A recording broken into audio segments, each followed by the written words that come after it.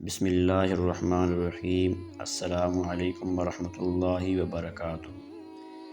آج میں آپ کو ایک ایسا وظیفہ بتانے جا رہا ہوں جس کی وجہ سے آپ کا خوب کاروبار چلے گا۔ اگر کوئی شخص کاروبار کی وجہ سے بہت تنگ ہے، اس کا کاروبار نہیں چل رہا، رزق میں وسعت نہیں ہے، تو ایک بہت ہی آسان وظیفہ ہے، جس کو وہ کرے تو انشاءاللہ خوب کاروبار چلے گا، رزق میں خوب وسعت آئے گی۔ تو آئیے ہم چلتے ہیں اس وظیفہ کی طرف۔ روزانہ نماز مغرب کے بعد 12 رکعت نفل نماز پڑھیں۔ ہر رکعت میں سورہ فاتحہ کے بعد 3 مرتبہ سورہ اخلاص پڑھیں۔ نماز ختم کرنے کے بعد اللہ تعالیٰ سے رزق میں اضافہ کی دعا مانگیں۔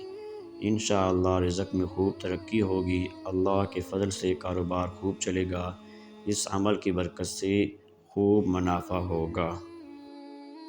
ویڈیو پسند آئی ہو تو لائک اور شیئر ضرور کریں اور ہمارے چینل کو بھی سبسکرائب کر دیں۔ جزاک اللہ۔